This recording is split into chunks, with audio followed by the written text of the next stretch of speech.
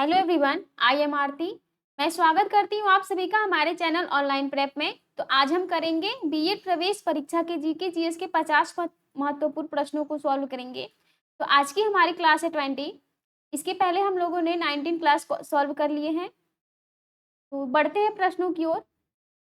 आज की क्लास का फर्स्ट प्रश्न है, निम्नलिखित कथनों में से कौन सा एक सही है। ऑप्शंस स्क्रीन पर हैं, जिसमें से आपको राइट आंसर करने हैं या फिर कमेंट करने हैं। ऑप्शंस में है डीडीटी एक रोगाणुनाशक है, टीएनटी एक कीटनाशक है, आरडीएक्स एक विस्फोटक है या फिर एलएसडी एक विषाणु नाशक है। तो दिए गए ऑप्शंस में से जो राइट आंसर है वो है सी। आरडीएक्स एक विस्फोटक है, तो राइट ऑप्शन होगा सी। बढ़ते हैं अगले प्रश्न की ओर। तो उससे पहले हम आपको बता दें, यदि आपने हमारे पेड कोर्सेज को ज्वाइन नहीं किया तो आप हमारे ऐप को ऑनलाइन प्रेप को डाउनलोड करके पेड कोर्सेज को ज्वाइन कर सकते हैं। और प्रीवियस ईयर क्वेश्चंस पेपर जो बहुत ही इंपॉर्टेंट होते हैं एग्जाम के लिए, तो आप हमारे वेबसाइट onlineprep.co.in पर जाकर व्यू करके परचेज कर सकते हैं। तो देखते हैं अगले प्रश्न को। अगला प्रश्न है, ओजोन परत की क्षति के लिए निम्नलिखित में से कौन उत्तरदायी है। ऑप्शंस में है क्लोरोफ्लोरोकार्बन, मीथेन, पान या फिर सल्फर डाइऑक्साइड। तो ओजोन परत की क्षति के लिए जो उत्तरदायी है वो है क्लोरोफ्लोरोकार्बन। तो राइट ऑप्शन होगा ए। अगला प्रश्न है, दूध उदाहरण है। ऑप्शंस में है ए स्लिट्स का, एक पायस का, एक निलंबन का या फिर एक फेन का। तो दूध जो एग्जाम्पल है एक पायस का, तो right answer will be B. बढ़ते हैं अगले प्रश्न की ओर। अगला प्रश्न है, मनुष्य द्वारा सबसे पहला प्रयोग किया जाने वाला अनाज था। ऑप्शंस में है गेहूं, चावल, जौ या फिर बाजरा। तो मनुष्य द्वारा सबसे पहले प्रयोग किया जाने वाला अनाज है वो है जौ। तो राइट ऑप्शन होगा सी। अगला प्रश्न देखते हैं। इससे पहले हम आपको ये भी बता दें, यदि आपने हमारा टेलीग्राम चैनल ज्वाइन नहीं किया तो आप हमारे वीडियो के डिस्क्रिप्शन में जाकर टेलीग्राम चैनल को ज्वाइन कर सकते हैं, जिसमें आपको लेटेस्ट अपडेट, क्लासेस नोटिफिकेशन और फ्री पीडीएफ प्राप्त होंगे। तो अगला प्रश्न देखते हैं। अगला प्रश्न है, सूर्य की ऊर्जा उत्पन्न होती है। ऑप्शंस में है आयनन के द्वारा, नाभिकीय संगलन के द्वारा, नाभिकीय विखंडन के द्वारा या फिर ऑक्सीकरण के द्वारा। तो सूर्य की ऊर्जा उत्पन्न होती है बी, नाभिकीय संगलन के द्वारा। तो right option will be B. बढ़ते हैं अगले प्रश्न की ओर। अगला प्रश्न है आज के क्लास का 6। गैल्वेनीकृत लोहे पर लेप होता है। ऑप्शंस में है एल्युमिनियम का, जिंक का, गैलेना का या फिर चांदी का। तो गैल्वेनीकृत लोहे पर जो लेप होता है वो होता है जिंक का। तो इस प्रश्न का राइट ऑप्शन होगा बी। अगला प्रश्न है 7। सूची फर्स्ट को सूची सेकंड से सम्मिलित कीजिए, जिसमें से आपको सूची 1 में विटामिन है और सूची सेकंड में जो है वो डिजीजेज हैं। तो जिसमें से आपको सम्मिलित करना है, तो विटामिन सी से क्या होता है वो होता है स्कर्वी डिजीज, और विटामिन डी से होता है रिकेट्स, विटामिन ई से होता है बंध्यता रोधन, और विटामिन के से होता है रक्त स्कंदन। तो जैसा कि आप देख सकते हैं, विटामिन सी से स्कर्वी रोग होता है, विटामिन डी से रिकेट्स रोग होता है, और विटामिन ई की कमी से बंध्यता रोग होता है, और विटामिन के की कमी से रक्त स्कंदन रोग होता है। तो बढ़ते हैं अगले प्रश्न की ओर। अगला प्रश्न है, वायु प्रदूषण उत्पन्न होता है। ऑप्शंस में है कीटनाशकों द्वारा, भारी धातुओं द्वारा, कठोर जल द्वारा या फिर कार्बन मोनोऑक्साइड द्वारा। तो वायु प्रदूषण उत्पन्न होता है डी, कार्बन मोनोऑक्साइड द्वारा। तो right answer will B D. अगला प्रश्न है 9। पृथ्वी की आयु आकलित है 4.6 मिलियन वर्ष, 4.6 बिलियन वर्ष, 3.5 बिलियन वर्ष या फिर 1.5 बिलियन वर्ष। तो पृथ्वी की जो आयु आकलित है वो है 4.6 बिलियन वर्ष। तो right option will be B. अगला प्रश्न देखते हैं। अगले प्रश्न में है, निम्नलिखित में से कौन सी एक गैस वातानुकूलन में प्रयोग होती है? ऑप्शंस में है CO2, CFC, SO2 या फिर H2S। तो वातानुकूलन में जो प्रयोग होती है वो है गैस CFC यानी क्लोरोफ्लोरोकार्बन। तो right option will be B. अगला प्रश्न है 11, पृथ्वी है एक, ऑप्शंस में है रॉकेट प्रमोशन स्टेशन, भारत का पहला उपग्रह, सतह से सतह संचालित मिसाइल या फिर भारत का एंटार्कटिका में आधार कैंप। तो पृथ्वी एक है, सतह से सतह संचालित मिसाइल। तो right option will be C. बढ़ते हैं अगले प्रश्न की ओर। अगला प्रश्न है 12, गोबर गैस में मुख्यतः होती है, ऑप्शंस में है कार्बन डाइऑक्साइड, मीथेन, एसिटिलीन या फिर इथाइलिन। तो गोबर गैस में मुख्यतः होती है मीथेन। तो right answer will be B. बढ़ते हैं अगले प्रश्न की ओर। अगला प्रश्न है, आयोडीन युक्त नमक के प्रयोग का प्रचार किया जाता है ताकि दूर हो सके, ऑप्शंस में है पोषणज अरक्ता, पोषणज अंधता, पोषणज घेंघा या फिर बाल्यावस्था में पोषणज विटामिन ए की अल्पता। तो आयोडीन युक्त नमक के प्रयोग का प्रचार किया जाता है ताकि पोषणज घेंघा दूर हो सके। तो इस प्रश्न का राइट ऑप्शन होगा सी। देखते हैं अगला प्रश्न है 14, निम्नलिखित में से किस एक व्यायाम में सबसे अधिक ऊर्जा खपत होती है? ऑप्शंस में है ए ऊपर सीढ़ी चढ़ना, बी पैदल चलना, सी साइकिल चलाना या फिर डी सीढ़ी उतरना। तो अधिक ऊर्जा खपत होती है ऊपर सीढ़ी चढ़ना। तो प्रश्न का राइट ऑप्शन होगा ए। अगला प्रश्न है 15, जब कोई जहाज नदी से सागर में घुसता है तब वह कुछ ऊपर उठता है, वह कुछ नीचे जाता है, वह उसी तल पर रहता है या फिर वह समुद्र की तली में डूब जाता है। तो जब कोई जहाज नदी से सागर में घुसता है तब वह कुछ ऊपर उठता है। तो इस प्रश्न का राइट ऑप्शन होगा ए। बढ़ते हैं अगले प्रश्न की ओर। अगला प्रश्न है 16, निम्नलिखित में से किसने प्रसिद्ध फारसी त्योहार नौरोज प्रारंभ किया? ऑप्शंस में है ए बलबन ने, बी इल्तुतमिश ने, सी फिरोज तुगलक ने या फिर डी अलाउद्दीन खिलजी ने। तो फारसी त्योहार नौरोज को प्रारंभ किया गया था बलबन द्वारा। तो राइट ऑप्शन होगा ए। अगला प्रश्न है, निम्नलिखित में से किस शासक ने विदेशी राज्यों से सर्वप्रथम संबंध स्थापित किए? तो ऑप्शंस में है ए अशोक, बी बिंदुसार, सी चंद्रगुप्त मौर्य या फिर डी बिंबिसार। तो इस प्रश्न का राइट ऑप्शन होगा सी चंद्रगुप्त मौर्य। बढ़ते हैं अगले प्रश्न की ओर। अगला प्रश्न है 18, अर्धनारीश्वर मूर्ति में आधा शिव तथा आधा पार्वती प्रतीक है, पुरुष और नारी का योग, देवता और देवी का योग, देव और उसकी शक्ति का योग या फिर अस्तित्व और अनास्तित्व शक्ति का योग। तो अर्धनारीश्वर मूर्ति में जो आधा शिव और आधा पार्वती का प्रतीक है वो है देव और उसकी शक्ति का योग। तो इस प्रश्न का राइट ऑप्शन होगा सी। अगला प्रश्न देखते हैं। अगले प्रश्न में है, गीता रहस्य निम्नलिखित में से किसने लिखा? तो ऑप्शंस में है बाल गंगाधर तिलक ने, महात्मा गांधी ने, विनोबा भावे ने या फिर विवेकानंद ने। तो गीता रहस्य जो लिखे थे वो है बाल गंगाधर तिलक। तो राइट ऑप्शन विल बी ए। बढ़ते हैं अगले प्रश्न की ओर। लघु उद्योगों के लिए क्रेडिट गारंटी योजना के कार्यान्वयन हेतु नोडल एजेंसी कौन सी है? ऑप्शंस में है IDBI, SIDBI, SBI या फिर RBI।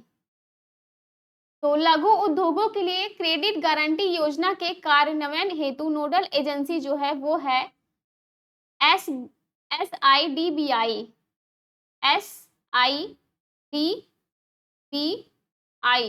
तो इस प्रश्न का राइट ऑप्शन होगा बी। बढ़ते हैं अगले प्रश्न की ओर।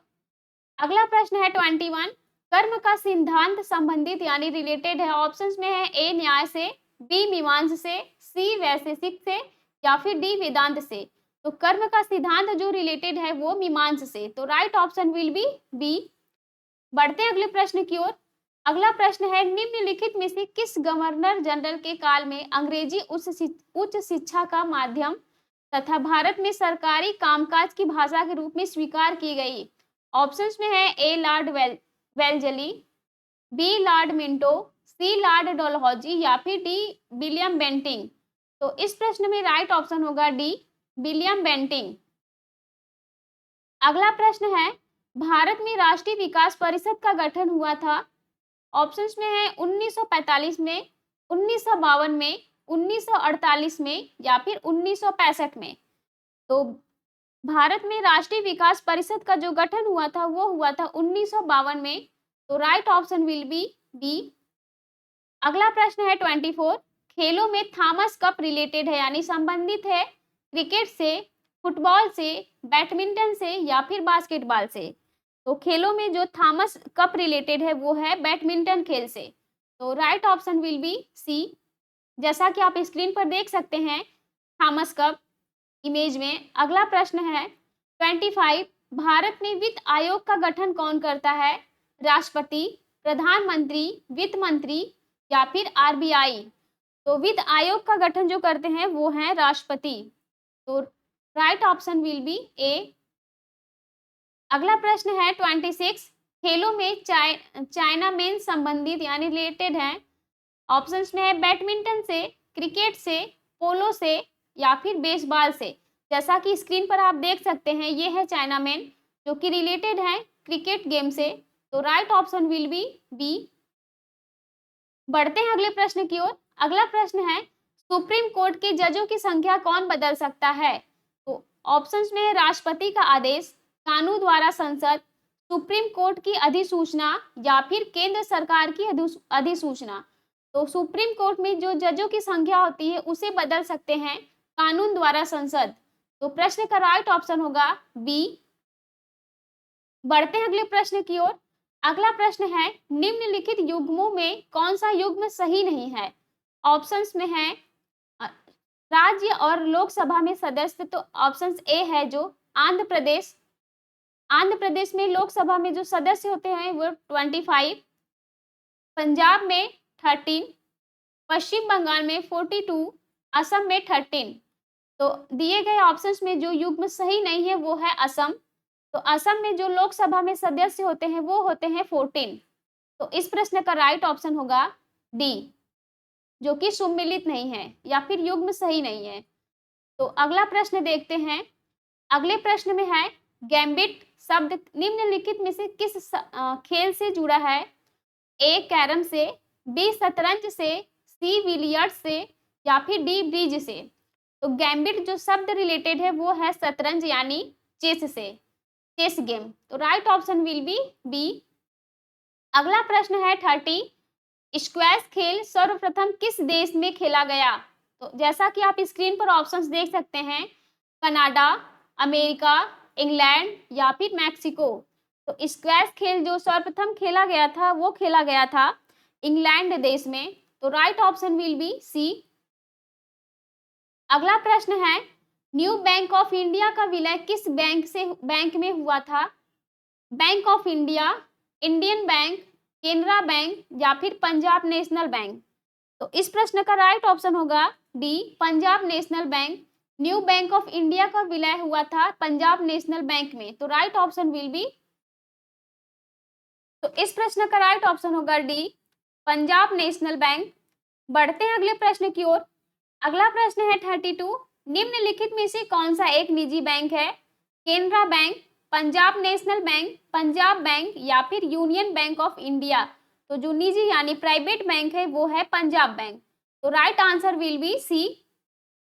अगला प्रश्न है 33, निम्नलिखित में से किस एक ने भारत में सहकारी खेती के प्रसार का विरोध किया? ऑप्शंस में है जवाहरलाल नेहरू, लाल बहादुर शास्त्री, चरण सिंह या फिर अबुल कलाम आजाद?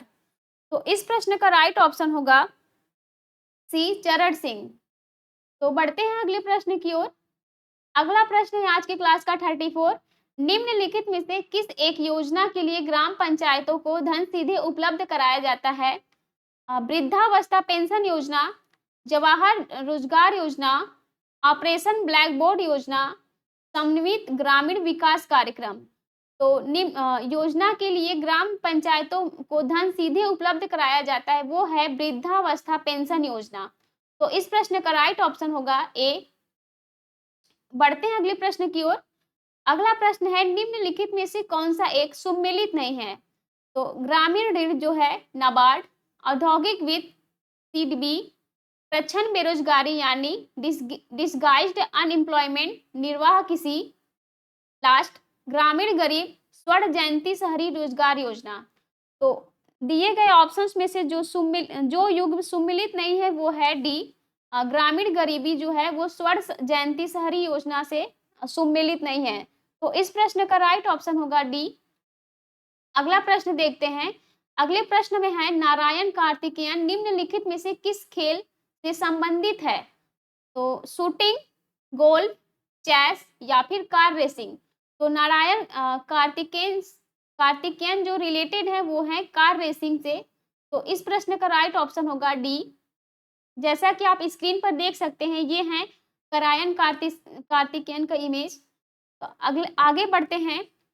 अगला प्रश्न है, सूची फर्स्ट को सूची सेकंड से सुमेलित कीजिए। ऑप्शंस में है अगस्त घोषणा, जैसा कि ऑप्शंस है अगस्त घोषणा जो कि रिलेटेड है मॉन्टेस्क्यू से, और सेकंड अगस्त प्रस्ताव जो कि रिलेटेड है लॉर्ड